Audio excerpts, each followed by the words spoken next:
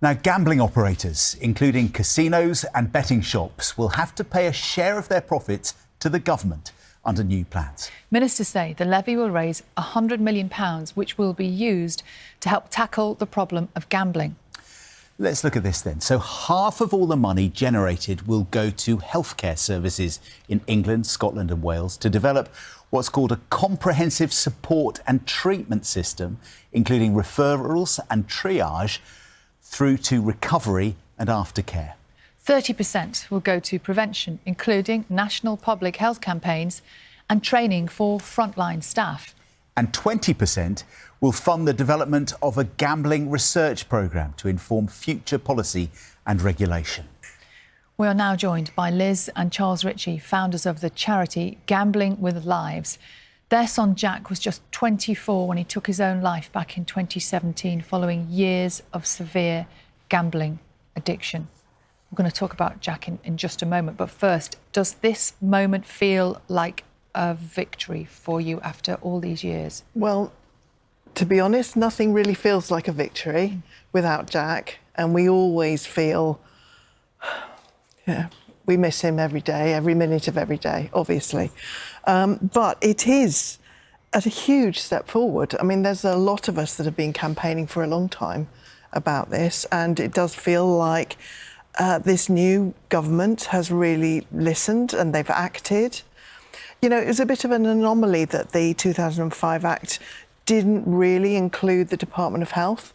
And now, as you said, 50% of this is going to the NHS, which is fantastic. And we just went through some of the sort of technical words and phrases that the government's using to describe what the money will go for. But in just real life terms, what kind of difference will this cash make? Well, we realised very soon after Jack died that the system of a voluntary levy was mad because it allows the gambling industry this huge influence. That's the situation at the moment. Huge influence over what information there is and over what treatment's delivered. And they can withdraw money, as they have done, from charities if they don't like the message that's being given out. Now it's going to be a proper message that includes the dangers of products. And there's a big difference is that when Jack died, there was just one NHS clinic. There are now 15, but at the moment those are funded through the NHS budget. This will change that, and so that will now be funded through this statutory levy. And that's a big change. So tell us about Jack.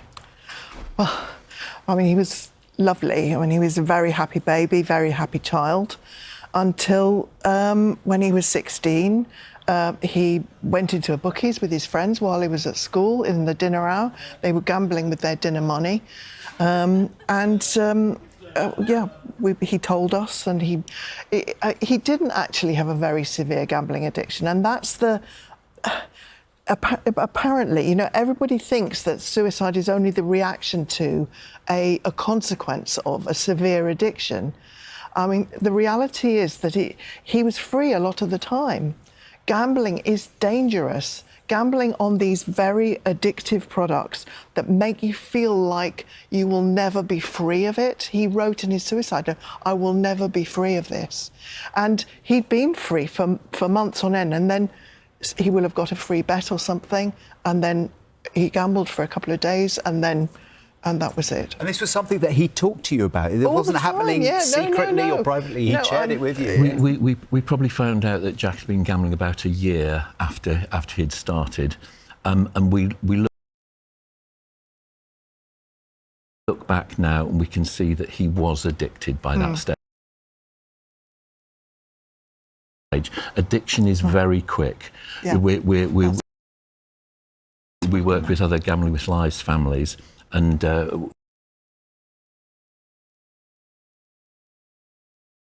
one of the cases which is going through a major inquest at the moment, the young man had been gambling for no more than 7 months at any proper level. So that is, you know, the image of addiction is that it's something that happens over years and it's a consequence of other changes in your life and issues in your life. It's not. It's about the products. It's about the actions of the industry. It's about the targeting of the industry. And I think that That's one of the things about the levy, is that it is hugely, hugely welcome, but of itself, it doesn't make gambling safer. It doesn't change the industry. It doesn't change products. So tomorrow, a young person will still be dragged into gambling through misinformation and advertising. Products will still be running at the same speed. Industries will not be intervening in a meaningful way when they see that somebody is gambling and having major problems. So those are the changes that need to happen to make gambling safer. The levy's really welcome, but it's just a mechanism to that. And that's why we need to make sure that the details of where a pot of money for prevention, you talked about the 30% that's going to go for prevention, that needs to go to the NHS, it needs to go to the Department of Health. They need to own it, and it needs to be independent, and that is capable of parliamentary scrutiny then, and accountable to all of us. We've had an interesting statement here from the Betting Gambling Council. They say this: ministers must not lose sight of the fact that the vast majority of the 22.5 million people who enjoy a bet each month on the lottery, bookmakers, casinos, bingo halls, online, do so safely. The tone of this announcement suggests the government is at risk of losing perspective of these facts.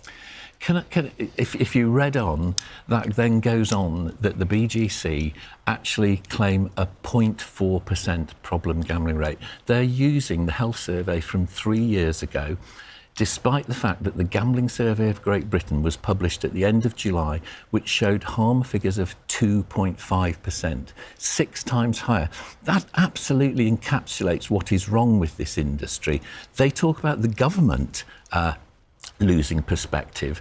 What you have is an industry which cannot and will not own up to the scale of harm that it is causing. And of that 2.5%, 44% are at high risk of suicidal behaviour. That's 500,000 people. Honestly, this is crazy. I find it astonishing that the Gambling Commission are allowing the industry to talk about figures which are not the official statistics.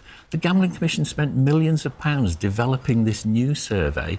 It's the gold standard. It's where official statistics come from now.